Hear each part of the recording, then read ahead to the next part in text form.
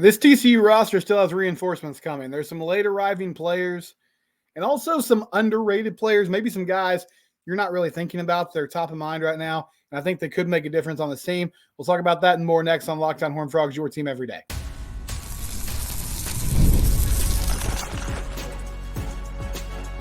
You are Locked On Horned Frogs, your daily podcast on the TCU Horned Frogs. Part of the Locked On Podcast Network, your team every day.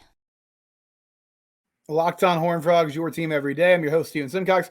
Subscribe to the YouTube channel. Also, we're available wherever it is you get your podcasts, so subscribe on those various platforms as well. The roster is pretty much set. I don't think there's going to be, I know there's not going to be really any additions from here on out, but I think there's some players that were late transfers that maybe weren't involved in spring practice, or just maybe guys that you don't have on the top of your mind right now, as we're basically a week away from fall camp, that could make an impact on this TCU football team. And I wanted to share who those players are and how they could impact the roster this upcoming season. The first is a guy that I've mentioned multiple times in the past few months, and it's Cade Bennett from San Diego State.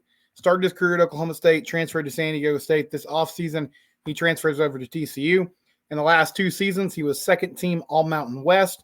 He was named San Diego State's best offensive lineman in 2023. He started all 11 games he appeared in, including playing every snap at left guard. He started the opening 12 games at left guard in 2022 before being sidelined for the bowl game due to injury.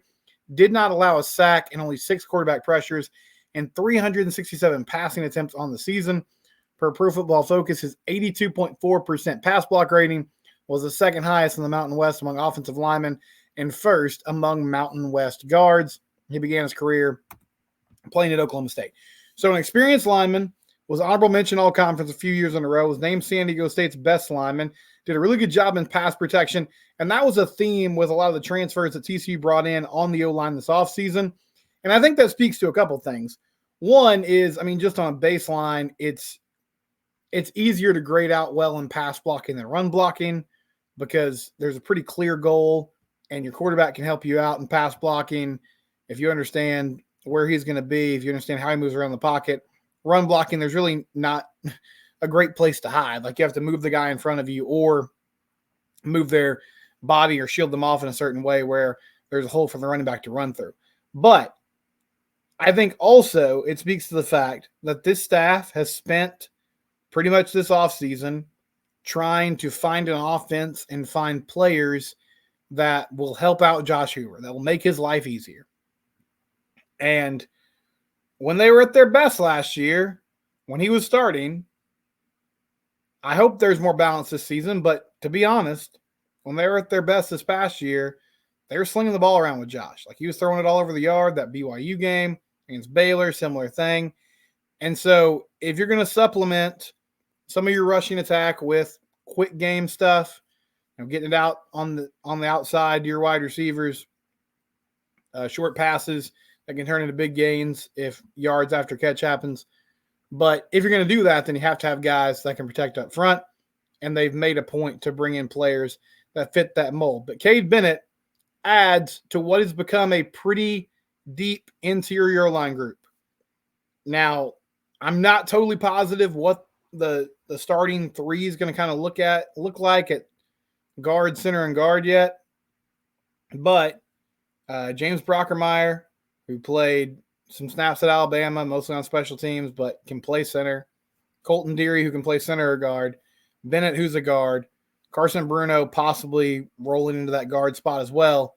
You've got a number of guys who have some position flexibility and are going to make a good cohesive unit in the interior. So Bennett will be an important piece of the puzzle here because I think he's got a really good chance to start. I don't really feel like he would be coming here if he didn't feel like he could compete and win the job, especially given that he's here a little later in the process. He didn't go through spring practice. He got here in the summer and went through offseason workouts. But he's going to be a huge asset for TCU with his experience, with his size, 6'2", 305 pounds, and just shoring up what they want to do on the interior offensive line. Now, the question for me when it comes to O-line is really twofold. One is how quickly can you get the best 5 guys on the field and how quickly can they come together?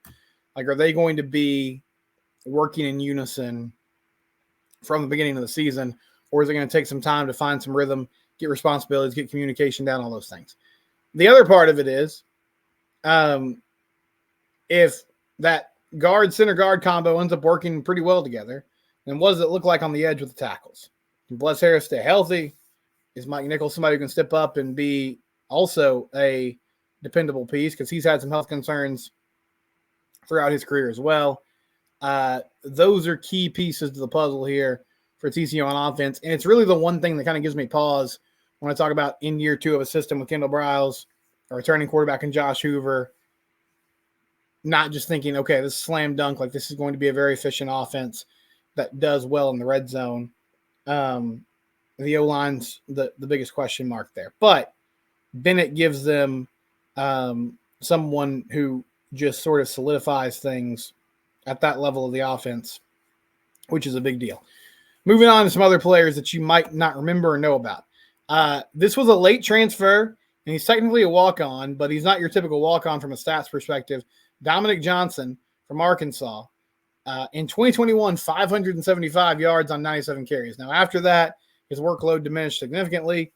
That was injuries in 2022. 2023, 167 yards on 31 carries. 7 touchdowns in 2021. Showed a knack for finding the end zone. This is a veteran presence for that running back room that needs proven commodities and dependable players. Now, between Cam Cook and maybe Trey Sanders and, Nate Palmer, Trent Battle, you've got some names there of guys who can come in and be effective for you. As far as Johnson goes, what he can bring to the table, like, he's a big back. He gives you some more options in short yardage.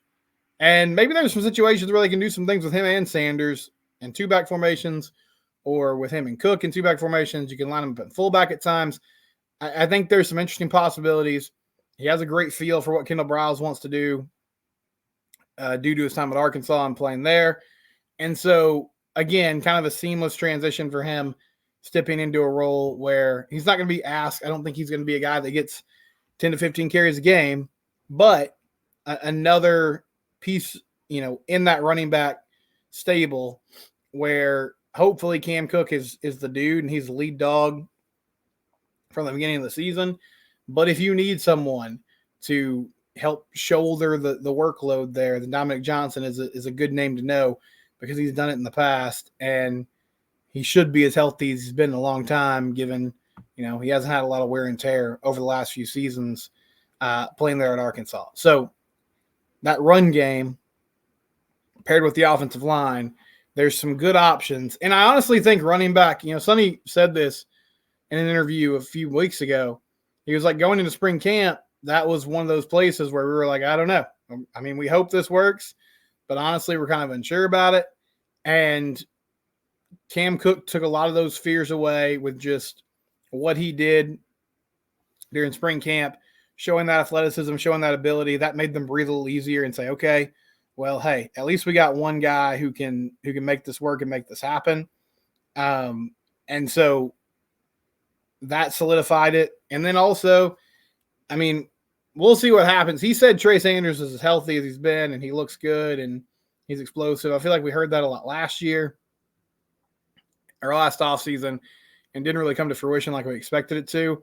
But he had some good moments early in the season. I think as the year went on, kind of taking some of those hits, it caught up with him a little bit. And then finally, this is not a new arrival, but Braylon James is a super talented player. And he's a wide receiver, played his freshman season at Notre Dame, only had 1 catch for 12 yards, didn't really appear in many games. But he was an Under Armour All-American in high school, 4-star recruit out of Stony Point and Round Rock. He was rated as the nation's number 10 wide receiver, according to ESPN, and the 60th player overall, as well as the number 12 recruit in Texas. So this is a guy that had a lot of hype going into his freshman year, didn't play much, he's coming back home, and he's got that prototypical size for an outside wide receiver at 6'2" and 200 pounds. TCU's not super deep at that position. Now, I think the wide receiver room is going to be really good, and they're going to have a lot of options of people to throw the football to.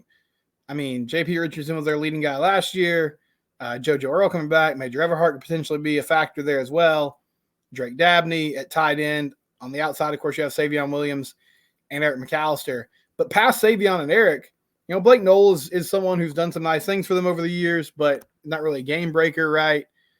Kyle Baker's a freshman who they're excited about, but who knows how much he can do in year one. Braylon James has that jump start of being in a college system for a season, a successful program in Notre Dame. And, I think he gives them some size and some ability that they didn't have.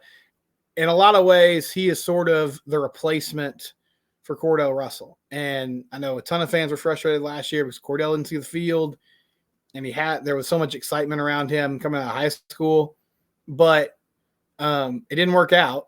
And so they went and got another receiver from that 2023 recruiting class that was an All-American, was 4-star rated, and also played in the state of Texas, has that prototypical size for somebody who can play on the outside and can go with the football.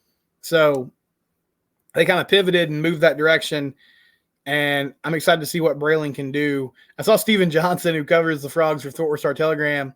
He put a little clip out on Twitter. He's playing NCAA 25 like a lot of us are, and I guess he's in year 3 of his dynasty, and he had Haas Haney throwing to Braylon James. And he was like, is this a glimpse of the future for TCU fans? And I think TCU fans would say, man, I hope so. But he's got that type of talent to be, I think, eventually a go-to type of guy. I don't expect him to do that on this roster because there's a lot of proven players in that receiver room right now, but he's got that type of upside. So I think it was a really good pickup by TCU, and there's a chance that he comes in and gets to be a factor right away when the season starts. When we come back, some realignment talk. As I mentioned this late last week, but it seems like the Big 12 has some momentum again for maybe being out there, being active, and trying to poach some teams. So we'll talk about that next year on Locked On Horned Frogs, your team every day.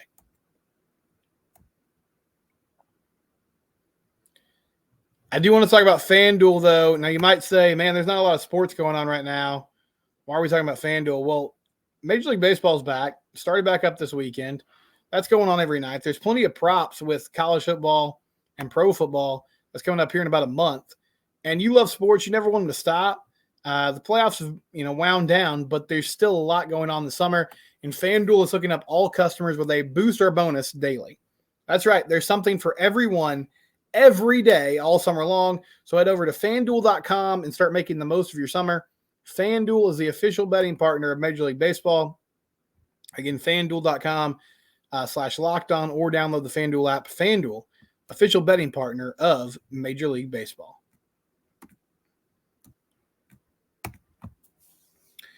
So coming out of Big 12 Media Days, there's been some news. The Big 12 is in a good spot, I think, realignment-wise at the moment. They survived the first kind of seismic shift in college sports post-NIL. They outlived the Pac-12. And now we're at a place where there's a Power 4. Everybody kind of added their respective teams. ACC brought in some new schools, including SMU, so they have a Texas footprint now. The Big 12 went heavy on the West Coast after, the remnants of the Pac-12 broke up following Oregon and Washington bolting to the Big 10. And things have been pretty quiet for a while. But coming out of media days, this report or rumor kind of got started. And Ross Dellinger was doing an interview. And he didn't explicitly say that Clemson and Florida State were like super interested in the league. But he just mentioned, look, Clemson and Florida State are unhappy. That's been very known. Florida State has been talking about this publicly for a long time. They don't like that they're locked into this ACC TV deal for, the next 12 years. They're not fans of the ACC network. They don't trust Jim Phillips, the commissioner. And so they're actively trying to find ways to get out of their current grant of rights agreement and move on. But that's a tricky process with all the legalities involved in that contract. And Clemson has been more understated about it, but word on the street is they're also not happy, and they're kind of looking. And so those two schools, their first thought is, can we get in the Big Ten and the SEC, or Big Ten or the SEC, and, be at the top as far as revenue sharing goes? But Ross Dellinger, who covers college football for Yahoo Sports, he did mention the Big 12 Media Days that at least there's been contact made between the Big 12 offices and Clemson and Florida State. And at this time, it's more those two schools kind of exploring all their options, seeing what potential exits there are if they want to make a move. But they have been actively talking with the Big 12. And this would be a massive win for Brett Yormark if he could pull it off. I mean, surviving the Pac-12 collapse is one thing, and it was super significant because it kept the Big 12 around. But at the same time, the Pac-12 had their own kind of inherent challenges being on the West Coast. Some of their schools just didn't really seem to care about athletics like the rest of the country did. And so it felt like a vulnerable league. The ACC has been around forever. And there's deep roots there, you know, especially in basketball through the years. And Florida State has a great history in football. Clemson has become sort of one of the new blue bloods on the block. Dabo's got to figure this out, maybe reinvent himself a little bit, but they're a team that's going to win between 8 and 10 games every season. And if they're really good, they'll be in contention for a national championship. So this would be like next level. It's one thing to poach Arizona State and Arizona. I'm excited to have those schools on board, but that was more picking off, you know, vulnerable teams that were looking for a home. This would be going and getting somebody that would be in high demand across college sports. But I will say this, in all of these rumors, one thing that I've heard, something that intrigues these schools about the Big 12 is that Brett Yormark has said, and the league has said, they're exploring private equity options. So Brett Yormark has done a great job of trying to find creative ways to close the gap between the Big 12 and the SEC and the Big 10 when it comes to revenue, right? So he's talked about doing some international events. He's talked about separate TV contracts for basketball. He opened up a combine just specifically for Big 12 teams. There's a lot of different things that he has done. And innovative strategies tried. They're going to be involved with putting advertisements on jerseys, which that's going to be the same across college football. But bottom line is they're trying a lot of different things. And private equity is something that's come up in the landscape of college football, but the Big 12 has been really the first conference to be like, yeah, we're exploring this. So that has intrigued Clemson and Florida State because they're like, okay, well, how much could that close the gap when we're talking about, you know, total money that's coming to the league and to the teams? Along with that, there has been some talk of could you get those two schools on board by using some sort of sliding revenue scale where they would get a larger piece of the pie than everybody else because of their weight and the name that they possess. And I would say a big no to that. As much as I would love to add those teams, and I guess if it comes down to it and it's about survival, you kind of have to do what you have to do. But, man, the league just got out of a long relationship where Texas and Oklahoma thought that they were better than everybody else and that they commanded more influence than everyone else. And they held it over everyone's heads and they didn't really want to interact with the rest of the league and they wanted to make their own decisions. And now it feels like the conference is more united than it's ever been. And so I would love to expand and add those schools, and I don't know how likely it is. But if Brady Ormark was asking me, should we make exceptions for them and try to entice them by giving them more money than the rest of the league, I would say no to that. I just think that's a can of worms that you don't want to open up. So it's something to watch. Now, again, we're in very early talks. Who knows if those schools are just using the league as leverage to get a better deal somewhere else.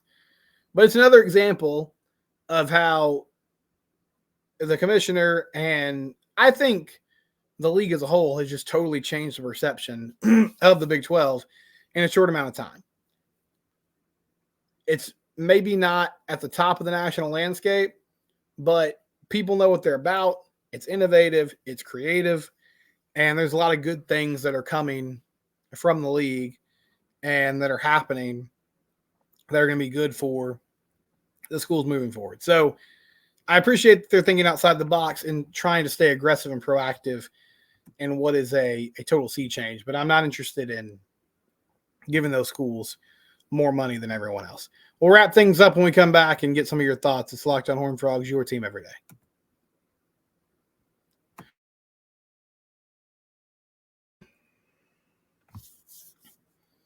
On Thursday, I talked about Lamarian James, Cam Smith, some other transfer players, specifically in the secondary, and how hopefully